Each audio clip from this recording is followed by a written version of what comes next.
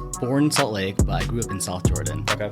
Love food just in general, but I feel like food especially is just an integral part of Asian culture. The last 10 years have been insane. Yeah. You know, growing up here, it's almost felt kind of like an Asian food desert sometimes. But now it's expanded so much. We have so many different options, and I'm so grateful for it. Yeah. So when I was doing the pho project, I think it was like 40 restaurants in a period of a month and a half. If I were to actually pick a dish like I care about and I really want to learn, it would be pho. And they were like, Brandon, wouldn't it be funny if you went to like every single pho restaurant and like, I want to start this pho project again. So I think that night I went out to a pho restaurant, and that night I made the Instagram, and that night I made my first post. It's funny because I was thinking it really is small lake city. Say pho is like, it's like a hug in a bowl. Would you want to film kind of a mini doc? I'm like, okay, sure. What is up, everybody, and welcome back to another episode of the Small Lake City Podcast. I'm your host, Eric Nilsson, and if there's one person's opinion I will always listen to when it comes to the Asian food scene in Salt Lake, it is from the man, the myth, the legend, Mr. Brandon Luong. But you'll probably know him from his Instagram account, PhoKingSLC. He's someone who pays a lot of attention, knows all of the best restaurants, all the different Asian cuisines, but his claim to fame has been his pho project, where he went to every single pho place in Salt Lake, wrote a review about them, and even put them on a graph on an XY axis to compare their different food profiles and other attributes of the pho. So we talk about it today, about how that project came to be, growing up in Salt Lake, his thoughts on the food scene, and most importantly, hearing more of his favorite places around Salt Lake in case you're looking for the best of certain cuisines, or if you're trying to look for new places to check out. So lots of great convo with Brandon. And also he has a mini doc coming out that he's almost done filming. So another thing to look forward to from him. So yeah, I think this is a great episode. Something for everybody, whether you need a recommendation or just want to get a better pulse on the scene in Salt Lake or get to know Brandon. It's all there. So check it out. Enjoy. Oh man. Wait, how do you say your last name? It's Luong. Luong. Okay. Because I was going to say long and I would have. No, nobody ever gets it right. It's fine because it's kind of an uncommon vowel combination, I guess. Yeah. Not in a similar way, but not a similar way. Like my name is the most uncommon spelling of Eric and Nilsson. Right. Yeah. So it's usually Eric with a C and like Nielsen or Nelson. I'm like, no, just a little different, but thank you. So I understand, but I also don't understand. It's the same, pretty much the same, yeah.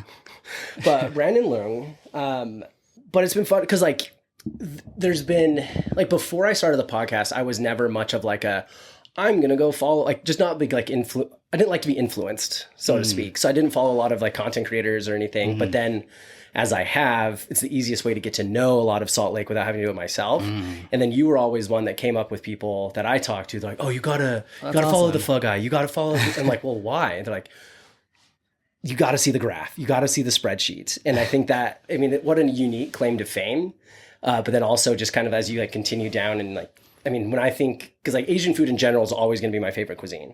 That's awesome. And so it's nice to have someone who can sift through it all and be like, I've DM'd you a couple of times and like, what about this place? You're like, no, trash, don't go. And you're always honest. Well, the thing is, it's just my opinion too. I know like a lot of the places I don't like, a lot of people do like. And that's part of why I started this to begin with. You know, I'd read reviews online or just like through word of mouth. I'm like, I don't think these places are that good. And, it's just cool to kind of put my voice out there, I guess. Yeah. And it's fun to you because like when you start to put your voice out, it's fun to see how many people are like, oh yeah, I like this voice. This is a voice that's adding value to something. Right, yeah. I'm pretty surprised. I trashed on Takashi the other day, and it's one of the... somebody's told me before, like, it's their favorite restaurant. They think it's the best restaurant in Salt Lake. So when I was trashing, I'm like, oh, no, the backlash on this is going to be bad. But, it's what I think, so I'm going to put it out there. Yeah. And I was surprised where a lot of people were like, oh, yeah, I totally agree. It's like some people are like, oh, yeah, it used to be good. It's not good anymore. Other people are like, oh, yeah, I don't think it's ever been good.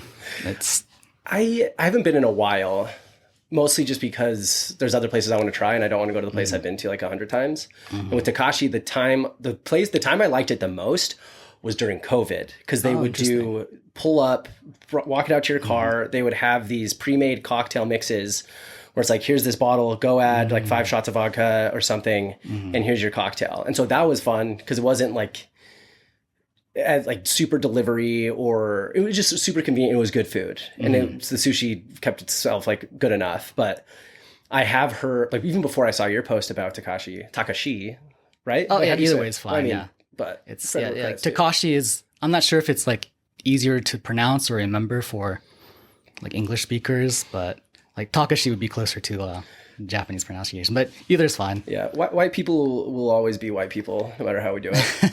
Like I remember, for example, my kindergarten teacher, her name was Miss Furubayashi, and who actually ended up going to college with her daughter like 20 years later. Okay. But all the kids in our class, like, yeah, it's Miss Furubayashi, Miss Furubayashi. Like everybody could say it fine, but then any teacher, administrator, parent would always be like, "Oh, hi, Joy." I'd be like, I know it's like her first name, but like it would always kind of like rub me wrong. And I'm always a believer, like everyone's name is their favorite sound to hear. And so say it the way it should be done. Even if it's a restaurant, it probably has some sort of opinion. But with Takashi, I agree. Like, I think it was good. And like, I know the old manager that started it all. And then I think he's gone now. But the thing I like more than Takashi is post office next door. Like I do like post office, and yeah. I just want to say, like, it's just my opinion. I'm not saying it's bad. I don't think it's the best. If other people think it's good, and I think that's totally awesome. It goes back to just me, just putting my voice out there, because I don't think I've seen anyone say negative or anything negative about that place. So, and I think Salt Lake in general does have an issue with just like blind cult following of trendy things. And I think that's a good example. Like, again, let's operate on the hypothesis that it was really good. Maybe some quality has gone down, but a little competition makes like, let's say they see it and like, you know what? Let's fix this. Let's see what's wrong. Let's make this better, because there are a lot of places popping up all over the place. And even more uniquely, it's not in like core Salt Lake. Because like if I'm going to sushi, and this is just my own ignorance and also just like proximity bias, it's usually Sapa, Takashi, Tsunami, just because they're close and I kind of know what I'm getting. But it's interesting to see, and I think you posted about it, like the place in West Valley that everybody talks about a lot now. There's a couple in like, even like down in Utah County that Amber's talked about before. Oh, and so it's interesting to see more pop up that people are like, actually, this is good. It's not just a random that. spot. Like Amber and me are both big on a place called Undercurrent. Oh, I love it. Yeah, it's in Pleasant Grove. It is great, but it's just so far from me that I'm just like, I don't know if I want to make the drive down there, but it is awesome. If anyone listening to this lives near Pleasant Grove, you need to check it out. Yeah. And it's awesome too. They do like kind of like movie showings where they serve food. Oh, that place. Yes. They'll serve food based off the movie while you're watching it. And I think, the one for January, it sold out in less than a minute. Wild. It was wild. Yeah. Well, it's fun to see those places get the credit they deserve. Like when I think about sells out in less than a minute, the other one that comes to mind is like Sam's Secret Pizza. Right. Everybody else is starting to figure out. Like I've never actually been able to get one from like going through the process and ordering it. Like it was literally. No, I had to get like a text message reminder, and like I'm like at work ready to order it. Like on the dot, you just have to go for it. Well, the only time I did is I missed it, and I DM like, oh, maybe next week. He's like, I usually have extras. Like, I'll let you know. And so he texts me on Sunday. He's like, hey, can you come pick it up? Like in my car, ready to go. And it was like, and it was one of the few times where like the hype was worth it. Cause I was like, wow. Like, cause I mean, he works at, or I can't remember his relationship with the Levain Bakery, but like this man knows carbs and he knows how to bake them well. And so it's fun to see him primarily motivated by passion, right? I mean, if you do the numbers. The passion's awesome. And the thing is, I don't know if is anyone really doing pizza like of that type around here? Not really. Like he's doing like a New York, like. I mean, whenever I hear New York, and it's the thing, like ever since I did the best in a small lake city for pizza, the one that's come up the most that I didn't know about was Villaggio. Yep. I haven't been, but I hear the place is awesome. I've only heard great. Like I've never heard someone say it was mediocre or terrible. Like I heard the owner's just like this typical Italian New York guy. I need to go soon. But I agree. It's like, it's a very unique kind of pizza that not a lot of places have, because my favorite places tend to be a lot of like the Neapolitan places. I mean, your Pizza No-Nos, your Nomad East. I do like Nomad East. And so like those are usually where I gravitate towards, again, just because it's hard to get out of ruts. But it's fun to see good things happening, especially things that aren't necessarily totally built by trend and hype. Because again, like people get caught in this like cycle of like, oh, Takashi's the best, blah, blah, blah, blah, blah. But it's like, well, have you gone anywhere else recently? Like, do you like actually do this? Because I, in a perfect world, everybody's objective and can see it as it comes, but people tend to. I wonder how it would do in a blind taste test, but it's kind of hard to do because sushi has to be prepared like right there. Yes, you can't really get like a bunch of friends to go to different places and bring it back. 'Cause by the time you meet up, it's going to be gross. Yeah. I actually thought about doing something like that, but it wouldn't work out. It's hard to, I thought about doing that with several foods actually, just blind taste tests, but I just don't know how we would make it work out. We could make it. I got some ideas. We'll chat. Yeah. I got an okay, idea. cool. I'm trying to think of more like YouTube videos to make that are just Okay, more than just like watch the podcast, you know, like which are like great. Don't get me wrong, but I don't know. Now that I've like transitioning is full time, now like all of these ideas would swirl in my head. I'd be like, I don't have time. Like that's probably not the best use of time. Now it's like, now I can. But now, let's talk about it now. Ugh. But Brandon, like, yeah, I mean, it's been fun to see your journey, and I definitely want to talk about all of the inspo that went into kind of, I mean, your deepest dives into pho. I kind of want to start with, I mean, from the beginning, because I know that you were, if I remember right, you were like Sandy, like Sandy, like south part of the valley, right? Yeah, south side of the valley. Yeah, I was born in Salt Lake, but I grew up in South Jordan. Okay. And what was, I mean, your childhood like?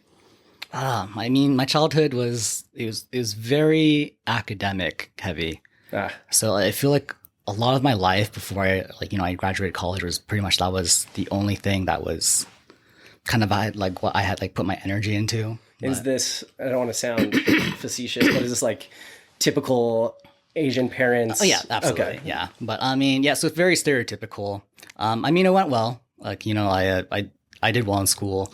I went to the U on an academic scholarship and graduated a year early, and that was cool. But then after I graduated, I'm like, oh, all this just to be now I just here? work, I guess. Yeah. But you know, that's great that now I have like this Instagram. It's kind of cool to have kind of a creative outlet, I guess. Oh yeah. Because the way my work is, it's very kind of rigid, very by the book. So yeah, it's been a nice kind of like change of pace, I guess. Without a doubt. And like, I agree, like in so much of my historic professional career has all been like numbers-based data analysis. Same. And so it's like all so quantitative. And even, I mean, the podcast has been one, but then also is like in the past few years been painting a lot. And that's been even more so that way. And like, it didn't even, there's a quote that stuck with me last week that was on the nice topic of it, but it was so simple. It said, the cure for depression, the opposite of depression isn't happiness, it's expression. And I was like, oh yeah, like if you're depressed, like there's something that's like not happening, or like there's part of you that needs to get out. And I mean, if you can express, then eventually probably more happiness, but you can't be happy all the time. But at the same time, like there has to be a way that you can create something, express something. And there's so many different things it can look like. And I mean, even with, as I've had the podcast, create my own forms of content, like I still feel that itch. It's not quite as strong as like painting and just having like a paintbrush in my hand, but it's still a way to express. Yeah, absolutely. And so was food a pretty big part of your childhood growing up, or is it almost the opposite where you didn't have it and now you're swinging back? So food, I love food just in general, but I feel like food especially is just an integral part of Asian culture. So we'd be cooking all the time, like eating in big groups, going out to eat. It's something I've always been interested in, and just it's something I grew up with a lot. Yeah. I mean, especially as like I've followed you and gotten to know you, it's interesting to see, because like if you're posting about something, I can always tell it's usually a dinner with like a pretty big group of friends. And I don't know if it's like a chicken and the egg, like are you bringing friends because you're going to a restaurant for the Instagram, or is it just what you're used to and everybody's there already and just posting about it? Yeah, it's kind of both. Like when we just happen to go out, I feel like by this point my friends kind of know, like, hey guys, I'm going to be obnoxious and film everything. Just letting you know, everyone's chill with it. Yeah. Once people get used to it, it's just like, yeah, this is, you've seen me do this 10 times. Right. Yeah. Yeah. No, it's nice once, because like you said, like, oh, are you like the podcast guy? And I'm like, yes. Like my friends know me as the podcast person. Yeah. So if I pull out my phone to like take a picture, like, because if usually if I go to any sort of like business, restaurant, like whatever, I'll always snap a picture of the outside, go and do my thing. And like just a good way to kind of have more, I mean, content in general, but also just be like, here's what I'm doing and here's what I like. And people usually like those recommendations, but the people just get used to it. Like, oh, are you taking a picture for the Instagram? I'm like, yeah, like, I thought so. Anyway, it's funny because I used to never take pictures of anything, really. And I feel like my pictures are always so bad. I'm surprised like people even like followed my Instagram. It's not a photography Instagram. It definitely does help. Well, I started with photos actually. I only started doing reels, I don't know, like sometime this year. I feel like I'm just like bad at making things look good, I guess. I don't think so. Well, it's a journey, because I remember like even looking at like the first videos I posted, I'm like, I would have done a lot. I would have done things different. I would have made it a lot better. But that's what growth is for. Yeah, live and learn, right? But it's always funny because like I have the podcast Instagram account, my personal, and I'm always sending things back to each other, because I'll see something on my personal. I'm like, oh, yeah, I need to. It's kind of like my collective. It's almost like my saved folder. Where I'm like, oh, this is interesting. Save this. Save this. Save this. But because I'm always sending things to myself, the Instagram algorithm changes so much. And so like I was sending myself a bunch of like workout videos because I was trying to change out my gym routine. And all of a sudden my entire feed's just like gym bro videos. And then right now, as I've like trying to create more reels and TikToks, it's like, oh, here's a secret in CapCut. Here's how you do this. Here's how you like make better videos. And at first like, this is annoying. But after I'm like, wait, actually... You make some good points. Yeah, I definitely get those too. I should probably listen to them more, but I gotta save them. I don't know if I listen to them. I save them, but then I just never watch them again. Oh, I'm with you. So you go to the U. Yeah. I mean, you were so academic then. Were you the typical student that walks and be like, all right, I know what I'm studying, I know what I want to do, or was it more of an exploration for you? No. So the plan was, I went in having a plan. So the plan was me to go into dental school. So my uncle's a dentist. We had like this plan all set up. It's like, oh yeah, like I would, like work with him and then slowly take over the office. So I went through it, and I think, yeah, at some point I realized like, one, I'm super clumsy. Two, like I'm not the biggest small talker. Yeah. I mean, I can do it, but it's just like, it would be very draining. And three, like, I just don't know if I want to do it. No. Period. And, it didn't end up working out. So yeah, after college, I was kind of like in limbo. Yeah, because when you graduated, was it mostly just all your pre-dental stuff done? You're like, I don't really want to go to dental school. What else is there out there? Right, yeah. And like just the prereqs for that were, it aligns with a lot of like medical field kind of jobs. I was like, I don't know if I really want to do that either. Yeah. But the thing I do like is just like, hard science. And that's kind of where I'm at now. And, I'm grateful that kind of worked out. Yeah, because you work as a chemist. Yes. Yeah. And if there's one class, because I had a similar approach in college. Day one, I was like, I want to be an architect. I want to go design buildings and see them come to life. Take my intro to architecture class. I'm like, not enough jobs, not enough creativity, not what I want to do. And then went from there to civil engineering, to pre-pharmacy, to I have no idea, to business, and then eventually finance. And now I don't even do anything with finance. But the one that always stuck with me was chemistry, because I love studying chemistry. Because in a lot of my experience with human behavior, how things operate on like an atomic or a cellular level almost are the exact same. Like the example I always give to people is I've learned in my life never to expect anybody to change, because again, like for something to change on an atomic level, it takes so much energy and so much effort to change an atom to an isotope. And so in the same way, it's like, people have to take so much energy and intentionality to change as a person.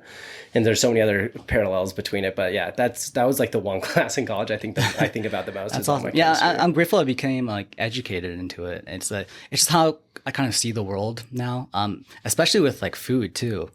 Sometimes I like to get nerdy about it and be like, oh, this is like what's happening when you actually make a soup. This is the difference between like, like a clear soup and like a white soup, right? It's just a difference in emulsion. It's, I like to get nerdy about it, and I'm glad other people seem to appreciate that too. Oh yeah. And there's a whole, I don't want to call it like necessarily like a renaissance of food, but I think partially with the change in demographics in Utah, people are like less kids, so people can go to nicer restaurants and not have to worry about a babysitter or a screaming child. Less, the balance of LDS populations shifting, so there isn't like this kind of frugal nature, and people just like it more, and there's so much to learn. And so I think it's fun to see the restaurant landscape start to shift, where we are seeing nicer restaurants. Absolutely. It's crazy how much has changed even in the last 5 years. The last 10 years have been insane. Yeah. Growing up here, it's almost felt kind of like an Asian food desert sometimes. But now it's expanded so much. We have so many different options, and I'm so grateful for it. Because before, I mean, like there's two Korean places I can think of. Yeah. And now like Korean, I think it's great that Korean food and like among other Asian foods become so popular. I'm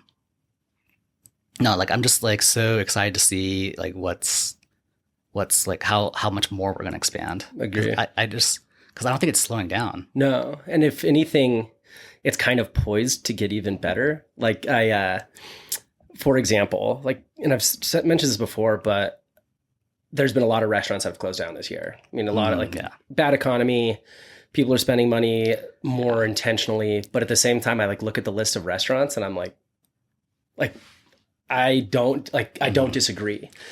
Yeah. And so it's nice to see, and like, again, if they close, then opens up for something else to take its spot.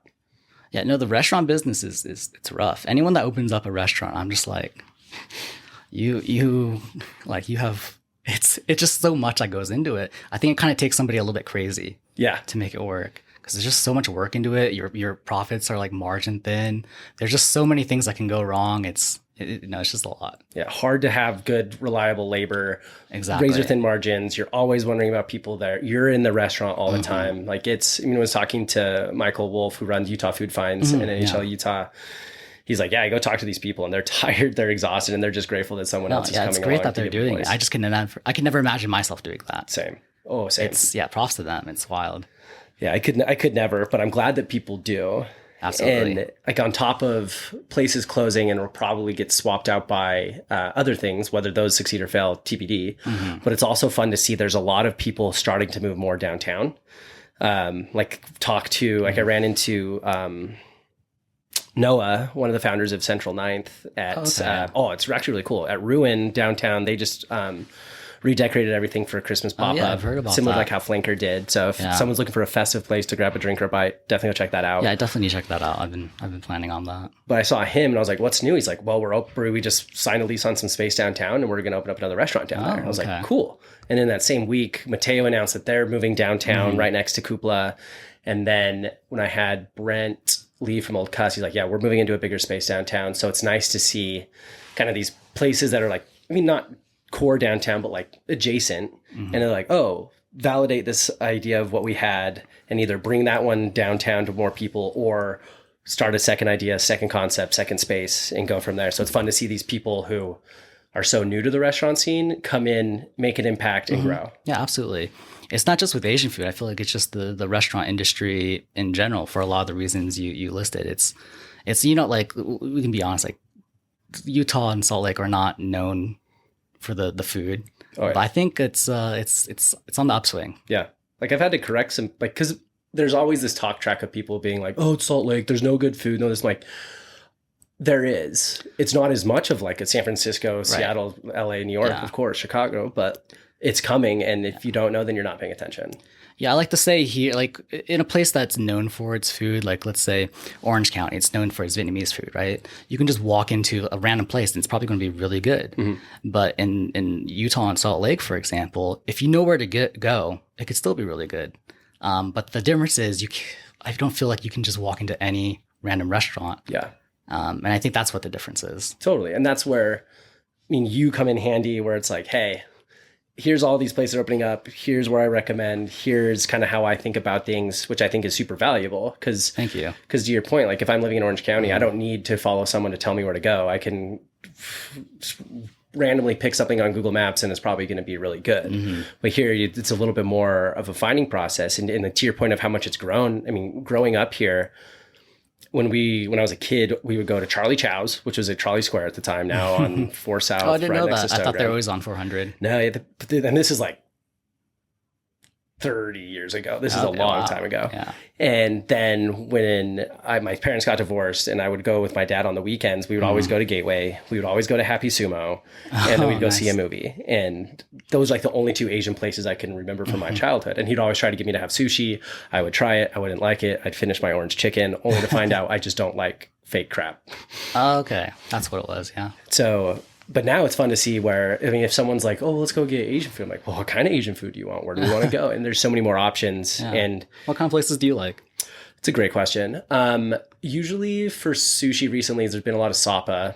I do enjoy their teriyaki chicken. Okay. And cool. there's garlic green beans are really good. That's what I was going to bring up. The garlic green beans there. Yeah, that really surprised me. That was really good. Really, really good. Because my favorite restaurant in the world right now is Din Tai Fung. And so when I go to Sop and get the green beans, I'm like, oh, this is kind of like the green beans from Din Tai. And so, that's definitely one.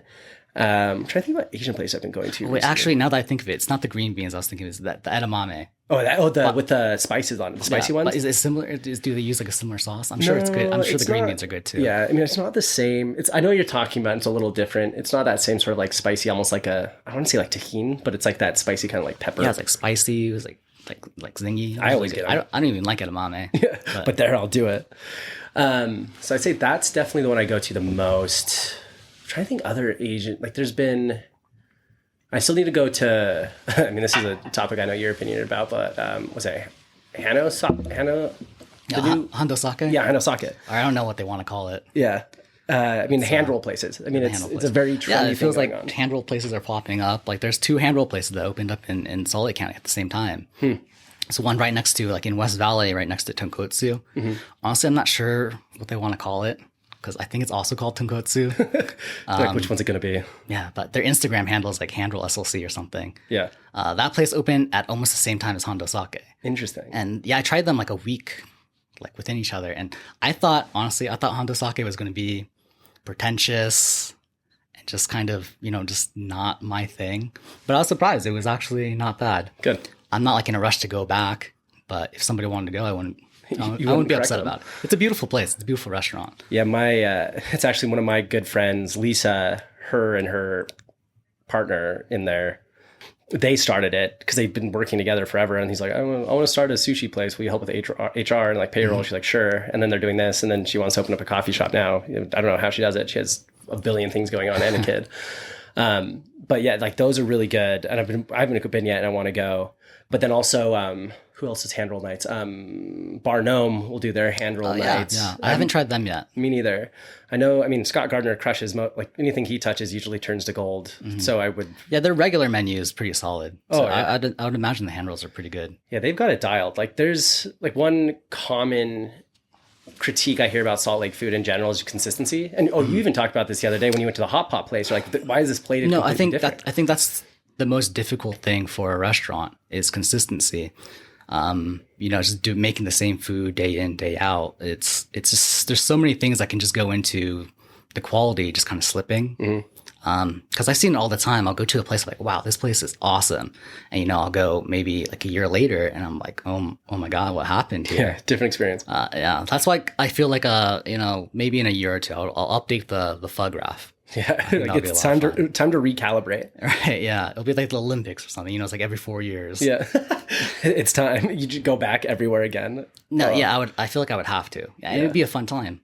Yeah. It would be interesting to do it in a period where you're not going to eat anything except for pho until it's done. So that's exactly what I did. Oh, yeah, I didn't know there's that part of it. Yeah, so when I was doing the pho project, I think it was like 40 restaurants in a period of a month and a half.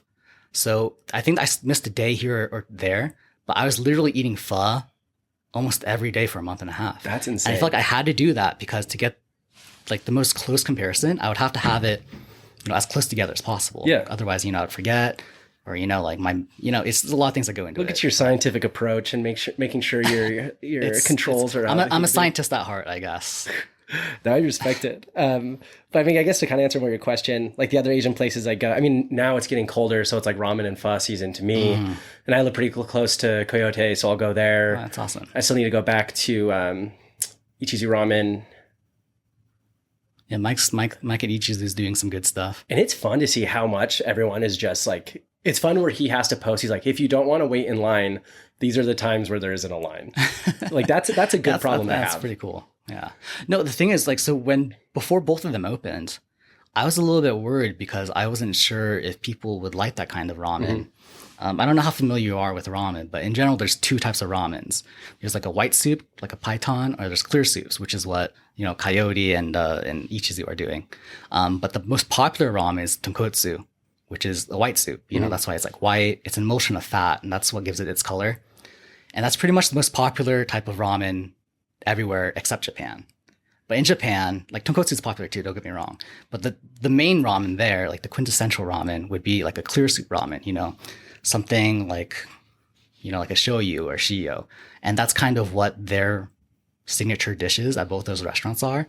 And I'm really glad people are really enjoying it because it's different enough where I think it can be considered a completely different dish. Like tonkotsu, shoyu, shio ramen, they're completely different. So yeah, I just think it's awesome that people are kind of enjoying it, because the worst thing to happen is, someone opening up a restaurant that's as legit as those two places.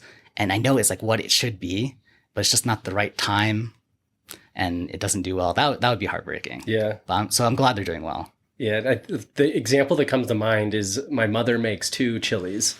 She has her traditional kind of like bean, like red, like just like a typical chili, but she also has this like white bean turkey chili, which is like a white broth.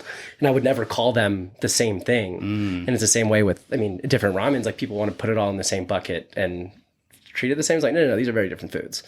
And I love that people, I let's call it a credit to Salt Lake and like the taste it's getting, where it's like, hey, like this is real ramen, not Americanized. Take it as it like, and be like, yeah, this is good. Like, I want this. I will come back for this. Compared to like if it did have something super authentic and great, and it's like, oh, I don't know, it's not like my typical thing that I get at this super trendy chain place. Yeah, and sometimes I like Americanized like Asian food. Like Americanized ramen.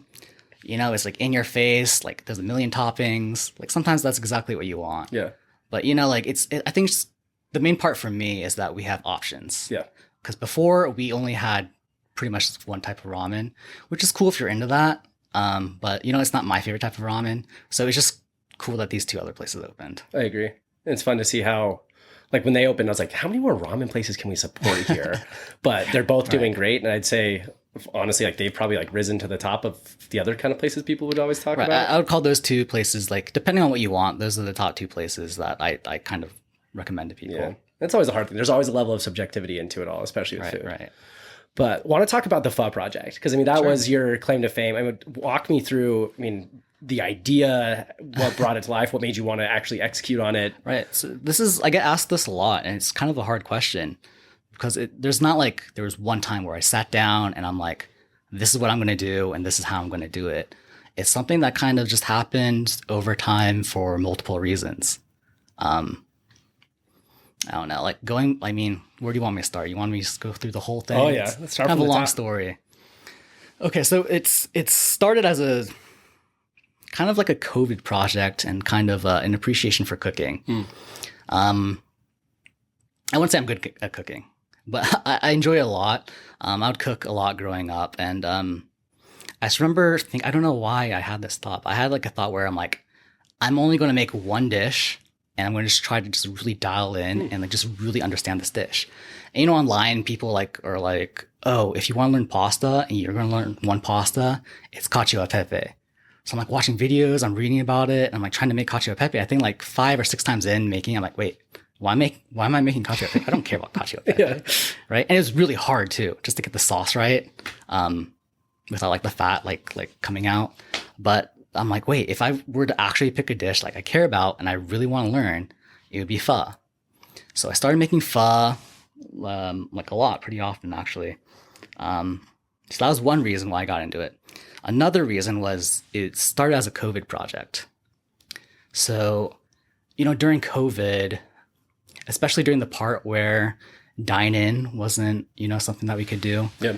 That is really hard to, for me, just me being snobby, I don't think pho should be eaten as takeout. I agree. I just don't think it transports very well. It just has to be prepared in a very certain way for it to be at its top level, right? So when dine-in was not available, I wouldn't even bother going to pho restaurants. But when pho restaurants opened again, me and my friends were excited. We're like, okay, let's go. Like, we can eat pho again. And we were going to place after place. And I feel like a lot of restaurants, the quality shifted, whether for good or bad after COVID for whatever reason. So we were going to a lot of our older places. And we're like, wait, what happened? Like, this is not this is it. a completely different restaurant now. And then we would go to another restaurant and be like, wait, what happened here? And then we just started going to just restaurant to restaurant after restaurant. And then I don't know, one of my friends like made a joke or something. They were like, Brandon, wouldn't it be funny if you went to like every single pho restaurant and like ranked them? And I'm like, wow, that would be the stupidest idea Like, that'd be ever. Dumb. That's dumb. Why would I Right? spend my time on that? Yeah. And next thing I know, I'm doing it. So I make a whole like spreadsheet. I think at the time I just kept it just to Salt Lake County. I think it was like 30 something pho restaurants. So many. Yeah, I did that. I didn't do eat pho every day. I Okay. ate pho every other day. Ah, Yeah, I had to pace myself, right? like my stomach was tossing and turning and mad at me. Yeah, so I think I finished that in maybe 2 months. And then I would have friends be like, oh, hey, can you send me a link to that? Like, I'm like, okay, sure. I'm just sending it out. And I'm like, you know what? I'm just going to post this somewhere where, people can access it. So I posted it to Reddit. And that's where I was like, wow, I guess there's actual interest in this, because I didn't think anybody would care. It's kind of crazy to see how popular pho has become. Yeah. Because to me, growing up, it's just like, oh, there's just something that, my family eats like every now and then, like that not a lot of people know about. Right. But now I feel like everybody knows what pho is. So that post on Reddit did pretty well. And it was wild because I'm still getting messages on Reddit from that post. I think it's been almost 3 or 4 years since I made that post. That's wild that it's still right. Yeah, traffic. I guess it comes up in like searches or something. But anyways, that's when the project died for quite a while. But afterwards, like after I posted that, I'm like, oh man, so there's interest in this, but I could have done this so much better. So like I said, before all this Instagram stuff, I never took pictures of anything. So I was thinking like, if I were to do this again, which I probably will, I need to document it better. Like my descriptions need to be more detailed. I want to take pictures and I'm going to post it to somewhere where pretty much everyone can see it progress as it goes. So that's why that's why I started on Instagram. Okay. So fast forward, maybe, let's see. It was almost 2 years to this day. It was just after Thanksgiving, 2022. My family, there's miscommunication. We had like 3 turkeys. So we had a lot of turkey leftovers. And I'm like, hey, like I can just meal prep this into a bunch of burritos. So I meal prepped like a bunch of turkey burritos. And I think after like day 2 or 3, I was like, I can't eat this anymore. And it was like that day it started snowing. And I'm like, I think it's time. Yeah. I'm going to start this pho project again. So I think that night I went out to a pho restaurant, and that night I made the Instagram, and that night I made my first post. And yeah, that's how it all started. And now I'm here.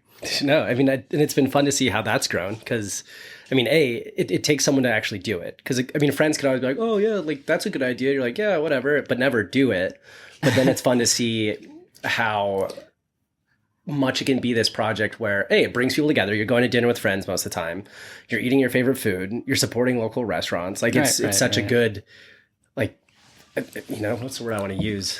I mean, it's like a feel-good story for everybody. Everybody wins. No one loses. And I always like, because you are very honest. Like, because I always hate... That's like my number one objective. Yeah. Because like there's... Even when I talked to Stuart Melling, who... Gastronomic SLC, he was like, oh, I'll never write something bad on the blog about food. If I go somewhere and I don't like it, I will give them a critique, but I won't write about it. But that script flipped when he started to do be a contributing editor for the Trib, and they'd be like, no, if it's bad, tell us. Like that is why we want you here. And he almost had to have this like code switch of like, okay, like I guess I'll be honest.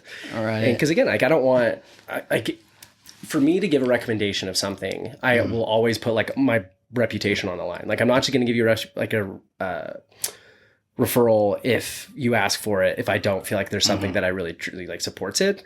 And so in the same way, like if I want to follow someone or if I want to get information from someone, I want the same thing. I don't want them just to have a platform where, oh cool, you like $1,000, I'll make a post, I'll come film and I'll do that. Like cool, like do your side hustle, but I don't think it adds the value in the same way that I would want to give value or take value. Yeah, I think it's totally cool if people do that, but for me, like my number one objective is to be honest. My second objective is not to be an asshole.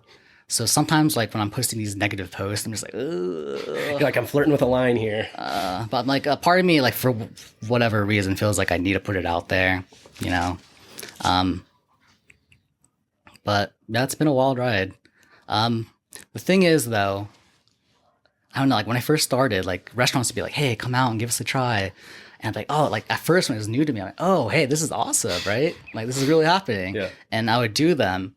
And then sometimes I wouldn't like them. And then I'd feel so bad. I'm like, oh, wait, now I have to post about it. And I can't say anything negative because like, how could I accept free food and they're so nice to me and I meet them and then I go back and say something negative? So it'd be like, ugh, like I'm kind of in this dilemma. So I've stopped accepting like free places or comped places unless I already know like I've been there before and actually really enjoy that place. Yeah. I mean, that's what, I mean, other content creator. I mean, Kendall said the same thing. Queen of Salt Lake, Amber, Mile High Food Fairy said similar things. Where it's like, there's a point where I was so excited because I was getting validation. People wanted me to come to their restaurant, but then I would go and I'd feel conflicted because like, how do I post something good about something I don't? To the point where they're like, don't offer me free food. I'll go on my own and I'll either post about it or I'll tell you why I didn't post about it when I went. Yeah, and they're both great. I'm glad they kind of are on the same page as I am. Yeah, because again, like for people to have a following and people to continually rely on, like you have to have integrity. Like you can't just chase anything that pays you. I think people can kind of feel it, like when you don't mean it, or if you're getting paid to make a post. And there's just something about it that just feels a little bit off. Yeah. And that was one thing I won't name names, but like when I met you in person for the first time was at the dinner at E63 ramen. Oh, right. And I was excited because I'm like, oh my God, like I love food. I have strong opinions about food. So I sit down at this table like, hey, like let's talk about restaurants. And half the people at the table are like, oh, it's kind of just like a project thing. It's a platform. Like I don't really have that many strong opinions. And most of the places I like aren't really like high quality. They're just places I go to. And I was like, oh, I was kind of like deflated because I was ready to have like typical me ready to yap about everything, even more so if it's something I like, and just to be like shut down from the beginning. I was you should have been over at our table. I now know which table's the cool kid table, and I will never make that mistake. It's just the hot takes table. I support that. So I mean, did it get to a point, or I guess at what point in like kind of like, let's call it the second phase of the pho journey, where you're like, okay, I'm actually posting, I'm being intentional. Did it start to get to a point where you'd walk in and be like, oh, hey, you're here. I wondered when you were going to be here. Did it ever get to a point where kind of like these pho restaurants like, oh, like we know who you are and what you're doing? Not during the project. After the project, yes. After the project is like when I think it really blew up, because, you know, like I posted that final picture of the graph, you know, and I did an article for Stu for Gastronomic. He was actually a judge for the pho playoffs. You know, another one. Yeah. So after that, it's when people kind of started recognizing me, which is it was a little bit strange. Yeah. But during the project, no. Like I feel like it was pretty. I feel like I'd prefer that. I was like pretty anonymous because I feel like it happened just so quickly, and I don't even remember if I had a picture of myself. But yeah, just pictures of the food. But I also, like, we were talking about it when we were setting up, but you had your was it ramen or pho competition? Pho. Where you had the judges. I did one for both. Yeah. Okay. It's playoff for both the ramen and pho. But yeah, then we realized I've had every single person as a guest a lot of your guests have been judges. Let's see. So there's Stu. Amber was a ramen. Yeah. Yeah, I was a ramen judge. Kendall was also a judge for ramen. Let's see, you had Viet Pham. Ali with CityCast. Who else was there? Pretty much everyone. That's fun. Yeah, it's always nice when I can look and be like, oh, cool. Like, through validation that I'm talking to the right people. Right. You know, and I trust all their food opinions. But it's funny because I was thinking it really is Small Lake City.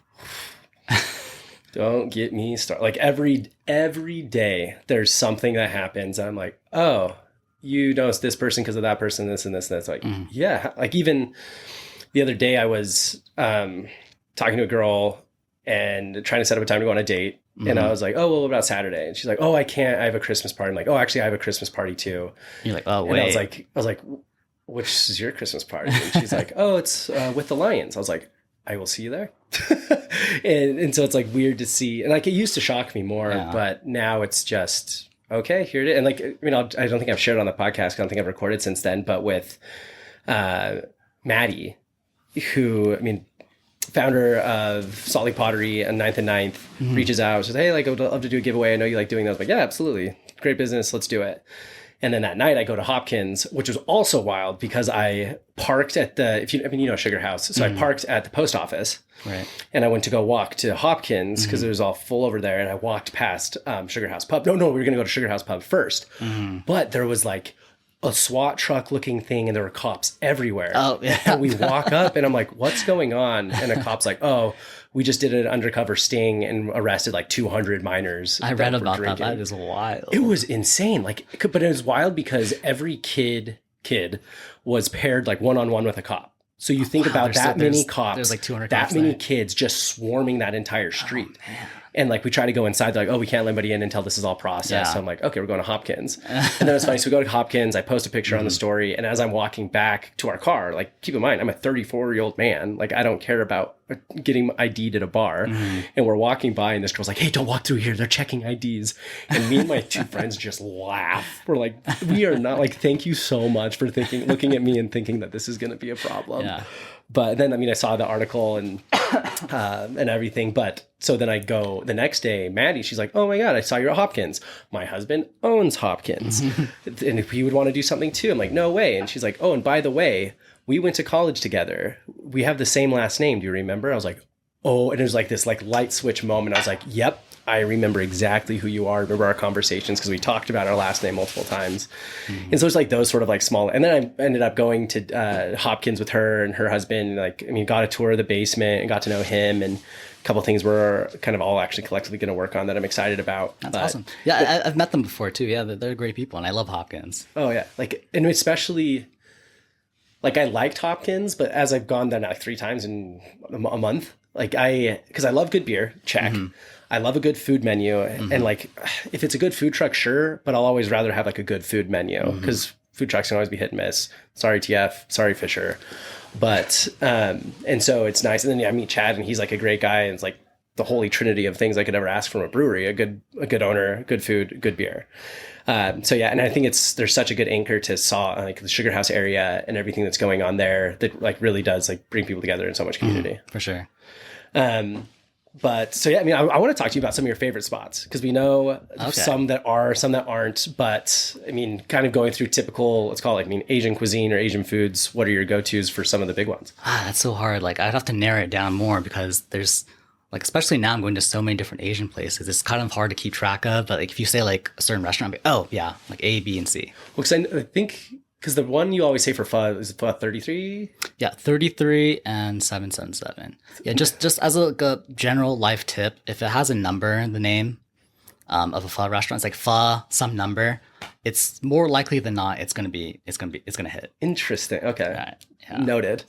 And then ramen. What would you say is your favorite ramen spots? Ramen. Yeah, like I said before, so it would be either Ichizu or Coyote. And I talked to Hiro about this. He's the chef owner at Coyote. I'm like, so is it Coyote or is it Coyote? And he's like, because whatever you want it to be. Yeah, as long as you're talking about it. Well, I'm just going to say Coyote because it flows better when you're speaking I English. agree. But yeah, I'd say those are my favorite ramen places. But if you want tonkotsu, which is not really what they're doing, I'm not sure. I feel like it's kind of like a grab bag after that. Yeah, like after everywhere's kind of more or less the same. Yeah. There's some really bad places. Like I don't want to trash on them, but Fair. I feel like everybody knows like where the most popular tonkotsu places are. So Yeah. I mean, we can talk about them all, but I don't want to talk about them all if they're not. Like, if it's nothing that great, then I don't want to give credit to it. Yeah. One that you talked about, which is one of like my more recent favorite Asian cuisines, but Korean food. Okay. Yeah. Like, because I love a good rice cake. Oh, Yeah. some bulgogi. Don't get me started. Oh yeah. So so for Korean barbecue, my favorite places right now are. It kind of depends what you want. So there's Seoul, that's what it's called. Seoul Miko in Riverton, and KOU, Korean Barbecue of Utah in Midvale. Okay. It's right across the street from Shinko. And everybody knows where Yeah, Shinko everybody knows is. where that is. So Seoul Miko, I think overall has the highest meat quality, but service can kind of be spotty, and it is more expensive, and it is kind of out of the way for me.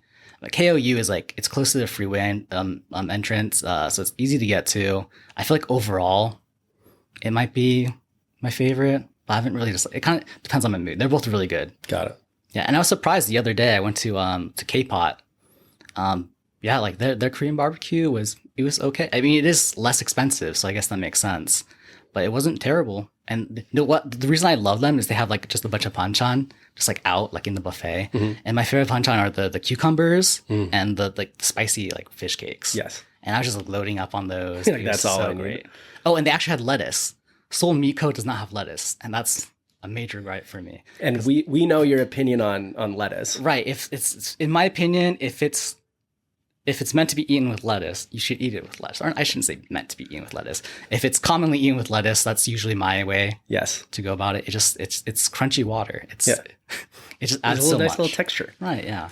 And yeah, you've made it very apparent that any egg roll, Vietnamese spring roll, if it's served with lettuce, you wrap that in lettuce. Yeah, not every place will serve it with lettuce, but if they are served with lettuce, give it a try. I mean, if you don't like it, that's fine. But in my opinion, that's the way it's best. Yes. And I was taught that because I dated someone for a while, and Oh, nice. she was obsessed with, like, she's the one that got me into like Asian cuisine because I just didn't grow up with it a lot. And she grew up mostly in like Northern California. And so she did. And I remember one of the first times we ever got like a, oh my gosh, vermicelli bowl. There we go. Yeah, buntit nung. And- Yeah, vermicelli. And bowls. I remember I saw like, like a spring roll. I was like, oh, I just ate it. She's like, wrap it in lettuce. And so when I saw you do, I was like, I was taught right. Yeah. She knows. Yeah, she does. And now you know. And now we all know. Everybody learns together. Actually, one I want to talk is, what's your favorite Thai place? Here's the thing. So I'm not very familiar with Thai food. A place I really do like is in West Valley is Tuk Tuks. Or is it Tuk Tuks? I never know. That shows you how I'm familiar with Thai food. I'll go with Tuk Tuk because I think that's what I've called and heard it called. Because like my take with Thai food is like, if you look at the scale of like 0 to 10 of what a food quality can be, there's some foods that like the bad is really bad and the good is really good. My take with Thai food is, actually step back. So there's some foods on the 0 to 10 scale where it covers the whole gambit. For me, Italian food is one of those. Like there's some terrible Italian food. I would have rather stayed home and just made pasta and got like ragu sauce. But then there's places where it's like unreal, amazing, handmade, like really good experience. But my take with Thai food is it's very condensed. Like the bad isn't really that bad. The good isn't really that good. And you kind of operate in this area. I like that. I'd agree with that a lot because a lot of the times when I go to Thai places, either I like it or I'm like, yeah, this is kind of like every other Thai place I go to, which is really good. I love Thai food. Yeah, it's like, which is nice because like going back to our consistency topic, like if I know I can like spin a wheel of Thai food on Grubhub, order pad Thai, like it's good. It's not great. That's a good point. Thai food might be some of the most consistent food like out there, really. Yes. Hot takes. All right, so but have you heard? This is a fun fact. So there's very few Thai people in Utah. Have you ever wondered why there's so many Thai restaurants? It's no. In the 90s. So whenever I explain this, I sound like a conspiracy theorist. But Please go. You can Google this. It's totally true. So in the 90s or early 2000s, the Thai government they came up with a plan to kind of spread their influence, and they wanted to do that. They decided to do that over food. So it's what's called gastro diplomacy. So they would train chefs, work out kind of 3 tiers of kind of like Thai restaurants that they would develop maps for. You know, there'd be like a casual Thai place, a sit-down Thai place, and a fancy Thai place. And they would train chefs and kind of send them abroad to open up restaurants all over the world. And it worked. Now everybody loves Thai food. Everybody as they loves should. Thai food. And it's delicious. And not every Thai place is open because of that program, but a lot of them are. It's the more you know. Hey, thank you, Thailand, for spreading all of your goodness. Yeah, for sure. No, like I love a good curry. Oh man, it's oof. I mean, especially like this time of year, like whenever it starts to get cold, like, I mean, I like that your example of when you started to do the pho. It's like you look outside, it's snowing, you're like, I need some noodles and soup. And like, I'm the same way. Like as soon as it gets cold, especially starts snowing, I'm like, I do need some ramen or some pho right now. It's I always like to say pho is like, it's like a hug in a bowl. Oh, that's a great description. I'm gonna start saying that. Okay. What about like so sushi we've talked about, but what about non-sushi Japanese food? Like if you want to go get like a chicken katsu or a teriyaki chicken or something not sushi, where would you go? I don't know if everybody's gonna like this, but it's in Ogden at a place called Hanamaru, and their hours are so strange. I think they're only open. It's something weird. It's like weekends for 2 or 3 hours a day. Interesting. Yeah, it's a tiny place. I think it's ran by like a Japanese couple or something. That's for like home style, like Japanese like food. That's not sushi or ramen. That's the place you need to go. Okay. There used to be Coco Kitchen, which is intensely popular, but you know, I don't know if you know, but there was a fire. Yeah. And they just never reopened. That's so sad. I mean, it was nice to see, like, the only other one I can think of off the top of my head that had a fire like that, like Garage on Beck. that burnt down, but then they Right, reopened. right. And like I live close to there, and it's fun because it's like in the summer, great atmosphere in the back. You would never think you're like 100 feet from a refinery. Good food. Usually have live music. It really is. Yeah, it really is close to the refinery. Totally. Let's see, what other one? Oh, and this is one we talked about when we first got lunch. Is like, I mean, I was talking about like PF Chang's, and you're like, whoa, whoa, whoa. Yeah. Like Americanized Asian food has its place. It's not, we can't trash it so all. This is kind of a hot take of mine too. So I know people like to kind of like bag on American Chinese food. Like they'll be like, oh, it's not real Chinese food. But I'm like, yeah, but it's kind of part of the American culture now. I feel like everybody kind of grew up eating some variation of fried chicken sugar. Yeah, is essentially what it is. Like orange chicken. Pick your color. So yeah. There's same things, different versions of the same thing, and I feel like it has its place. And like to kind of dismiss that is dismissing a part of culture. Yeah, I don't think any culture is more valid or less valid than anything else's. You may not like it, and that's totally fine. But to completely kind of just dismiss it as being just bad, kind of putting just in the category in your mind, just saying, oh yeah, the food's trash. I don't think. Yeah, I wouldn't agree with that. Yeah, especially like anything that's been called bad, like comes down to like name calling, right? Like it's like, oh, this is bad. Like, oh, and that's like one of my biggest pet peeve with people in food in general. I'll be like, oh, did you go to the restaurant? How was it? Like, it was good. I'm like, right. That's it. Like nothing. You're not gonna tell me what you got. You're not telling me like why you liked it. Like, give me something to work with. Like this binary good and bad. Like, please don't. So it's okay if you're like, oh, that place was trash. Be like, cool, but like, why? Like to help me understand this. Right. And that's fine. I just don't think people like food as much as you and I do. I guess. Fair. Sometimes I'm like that with, music. I'm like, yeah, I like it or I don't like it. I don't really have much else to say. But that doesn't mean I don't enjoy it. But with food, I can go on and off and off. Like, this is why I like it. This is why I don't like it. This is what I think would like make me like it more. Stuff like that. Exactly. That's where it gets fun. And so I guess on the topic of Americanized Chinese food, where would you go if you're craving some orange chicken, sweet and sour chicken, General Tso's? Honestly, this is another hot take. If I want like American Chinese food, I'm going to Panda Express. Yes. Yeah. It's. I know people don't like chains, but I just feel like it's just so nostalgic to me. Same. It's like other places will have very similar food, but it's just not the same. I agree. And a lot of these other Chinese restaurants, not all of them, but a lot of them are using the same suppliers. I was going to ask you about this because we talked about this before. Yeah. So this kind of makes me sound like a conspiracy theorist too, but the reason why a lot of American Chinese restaurants all over the country taste very similar is because they use a lot of the same suppliers.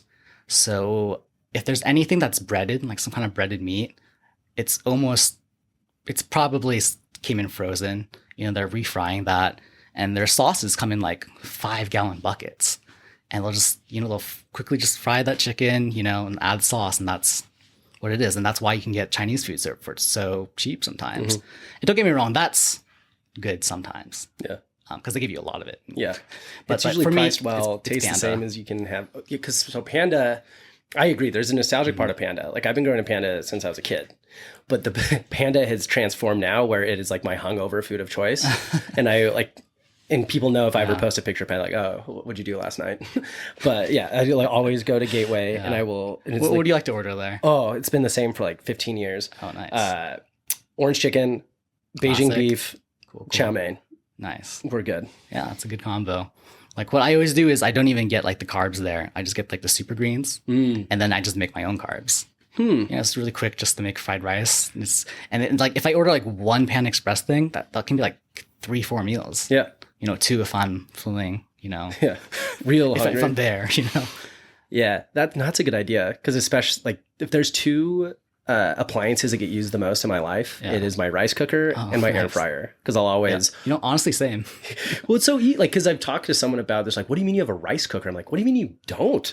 Like my typical meal, because I've been trying to be good about like being healthy at home, is just like, chicken, rice, vegetable. And so Harmon's always go get their like prepackaged, pre-seasoned chickens, which are always really good.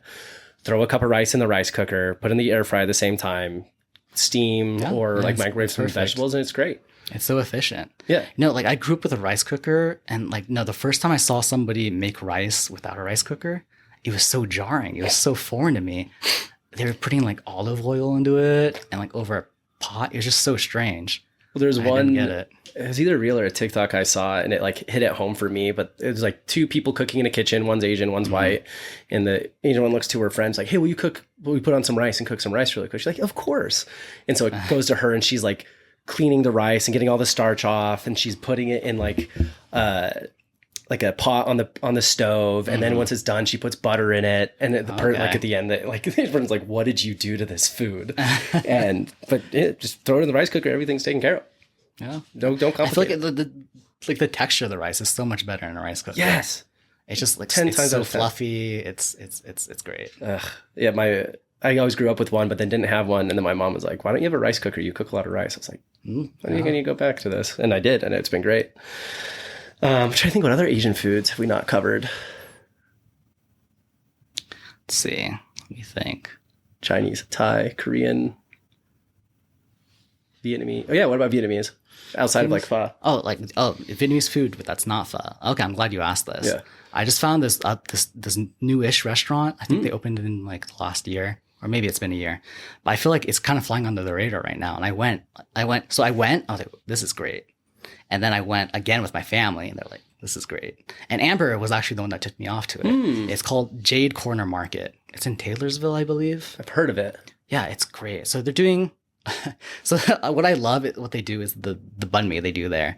They do kind of like a bun bo wei banh mi. Like bun bo wei is, for those that don't know, it's like kind of pho's spicy cousin. It's another noodle soup, but it's just spicy and it's kind of in your face kind of flavor. But anyways, they made that into like kind of like a sandwich form with the dip, with the bun bo wei like broth, and it is great. That sounds fantastic. Yeah, I'm gonna make a video on it eventually. I'm just procrastinating. But Don't it was we all? awesome. The amount of videos I'm sitting on is Yeah, something else that there is good that's not really kind of well known, I think. It's a dish called a bun cat. So have you ever heard like bun sao? It's kind of like a Vietnamese kind of crepe. It's kind of yellow. Oh, I know what you're talking about. Yeah. Yeah, so the bun cat, it's kind of like an hors d'oeuvre version of that. It's like in like bite-sized pieces, but they do that so well there. So it'd be like kind of flavored flour, and then like kind of like shrimp, veg on it, and you eat it with like a bunch of lettuce, pickled carrot, and daikon with a sauce, and it's great. Sounds phenomenal. I always love talking to food Instagram people because it ends up with me just like a list of things that I need to try out soon. No, add it to your list and tell me what you think. Deal. It's great. It's only the second place in Utah to even have that on their menu. Interesting. And that's the thing that's cool is like to see these like places where you go. I mean, even American cities, especially if you go to like another country, it's like, yeah, this is like what we have. Like, I've never seen this before. And so I'm excited that those are starting to come this way. And she was going to say something on that. Oh, did you ever go to Pho Thin when it was still open? Yeah. So something I always thought was funny was something I heard all the time was about the pho and sugar house is people would say Little Saigon is not authentic, or no, people would say Pho Saigon is authentic, but Pho Thin is not. But Pho Thin is literally modeled after a restaurant in Vietnam, and Little Saigon has burritos. So that was a little bit interesting to me to see people say. I think I saw it on like Reddit or something. How like what a bunch of upvotes. I mean, don't get me wrong, Little Saigon, it's fine. Yeah, I guess it's not for me. The thing I loved about Pho Thin was their banh mi was amazing. They had this one steak that I would get every time because I used to get pho, and then I got this banh mi once. But my favorite thing, rest in peace, was their. Well, they're actually still open. They are? New location. Where are they now? So they're in their sister restaurant, like Saula, which is like kind of like an upscale version of Pho Thin. And they operate during lunch hours. Okay. Because the thing I loved the most from there was their tempura sweet potato fries. Oh, okay. So good. Like they had this it was fry sauce. I think they may have added something and else. And that was served with the banh mi, I believe. Yeah. Right? Yeah. Like I would go for the fries, but then have the banh mi because it was good. And then I'd usually like munch on someone's pho because I can't help myself otherwise. I'll have to try that. Deal. Yeah. No, it's like that was one. That is something I'll give a recommendation for. Like pho, I can't really speak to it. I would never give you a recommendation for pho. That's fine. Like my opinion doesn't matter more than yours. Like if you like something, that's all there is to it. You like it. Exactly. But those sweet potato fries. Yeah. those I could eat like an entire plate of and roll me home. I do love sweet potato fries. Yeah. Well, also I want to talk about you're working on a little documentary right now. Yeah. Tell me about how that came to be and what to expect for that. So Lester Productions just hit me up on Instagram pretty much. said, hey, like would you want to film kind of a mini doc? I'm like, okay, sure. I wasn't really sure what they wanted to do it on or any of the details really, but it's been awesome. It's been exhausting. Yeah. If there's one thing I got out of this is that I have so much appreciation for anyone that does kind of like film or editing. There's so much that goes into it, like all the lighting. It's wild to see. And like I've seen clips so far, and it looks great. So That's I'm not awesome. sure when it's going to come out, but yeah, like when it does come out, I'll let everybody know on Instagram so that they can check it out. What's been your most surprising thing about, I mean, having a camera crew or being interviewed for that you didn't think was going to go a certain way? It's just being on camera really and just talking a lot. It's kind of strange to me at first. I don't know. Honestly, I don't even know if I'm going to be able to watch it without cringing. So I might not even be able to watch it at all. Nah, it'll turn out great. They're going to do a great job, and I'm excited to see it and hear more of because again, like I like the story started with you. Hey, I'm going to go to a bunch of pho places. I'm going to put it in a spreadsheet, and they're like, I can give a little bit more detail and description on this. Then you started to do the graph, and then now it's like, all right, let me take you along for the ride, and now it's even more kind of and like when I start doing it again, maybe in a year or two, this time I want to do it in video. It's just the format that it's just easier for people to consume. Yeah. So we'll see how that goes. I don't know how I'm going to be able to edit everything. I'm going like every day. Like making a video a day would be crazy. That would be exhausting. But I'll figure it out. Yeah. I trust that it'll be something great, and I'm excited to see what comes of it. One thing I want to bring up. So before I started all this like food stuff, to get like an idea of where I wanted to go, just like everybody else, I would look at reviews online. Yeah. But some of the reviews would just be so strange to me sometimes because they would say things that kind of give off the impression that they don't really. This might be a little bit presumptuous, but I don't feel like the average person in Utah completely is familiar with Asian food. So they would say strange things like they would order the raw beef pho and then write a 1-star review because the beef was raw. And I'm like, okay, guy. Or they would say other things like, like the food was outstanding, but the service was terrible. Like our waiter came once and then never came back. And I'm like, okay, but I mean, it's fine because that's what you would expect for around here. But in a lot of like Asian restaurants, depending on the restaurant, that's kind of what's expected of the server because, they're going to come, they're going to seat you, they're going to take your order, and they don't want to bother you or kind of intrude on your conversation or your private time. So they won't really come by unless you kind of flag them down. And that's I feel like what's a large misunderstanding that I see pretty often in like Google or Yelp reviews. Interesting.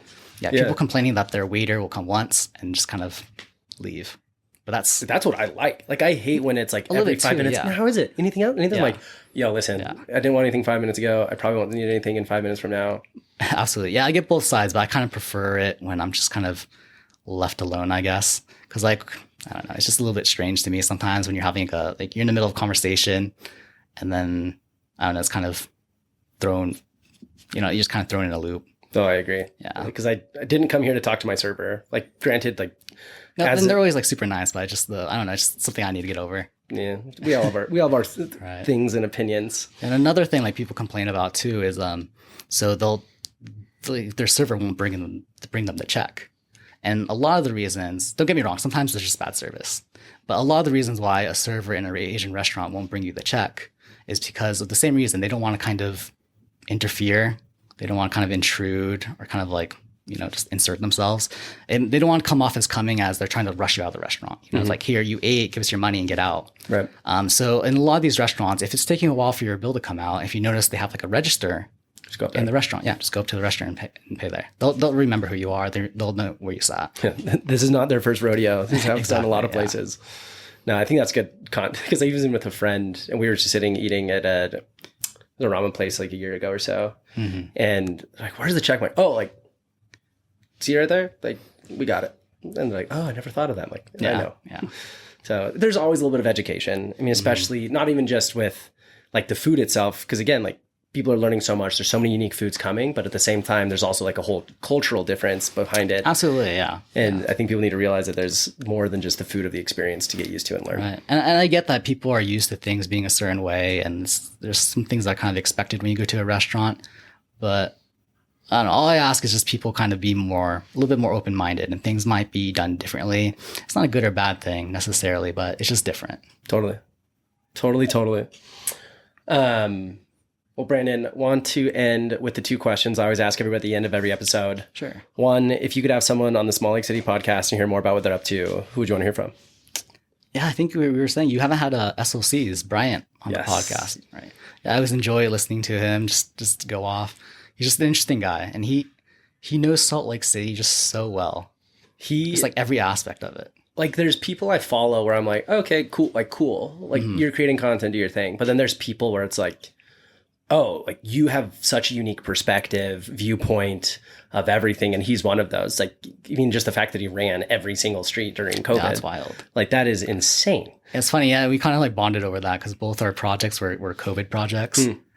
So it's kind of funny. It's funny because we posted our things almost at the same time on Reddit. Interesting. It'd be funny to look back and be like, oh, like these posts that were so like harmless or just like innocent. Right, and now it's like, oh, I'm sure we had both at the same time. Like, oh, this is a project I'm doing. Might as well share it. Yeah. And it's kind of just became a thing. Interesting.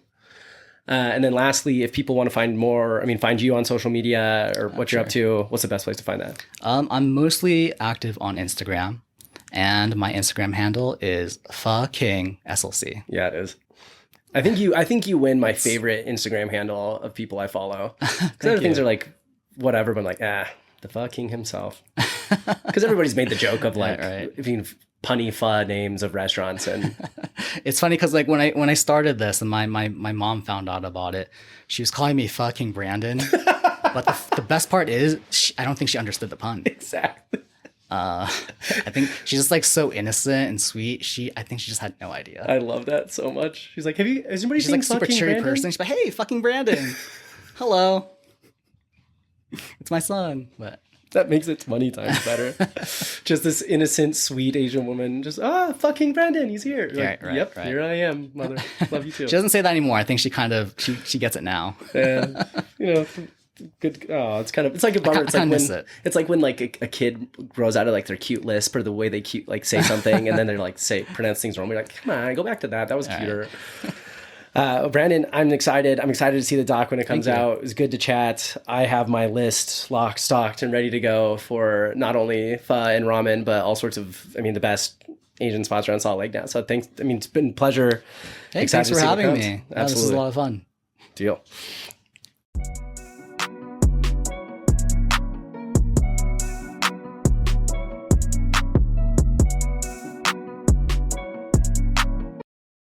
Thank you so much for listening to this week's episode of Salt Lake City Podcast. Don't forget to like, follow, review, subscribe, and share this episode with your friends. And we'll catch you next week. We'll see you there.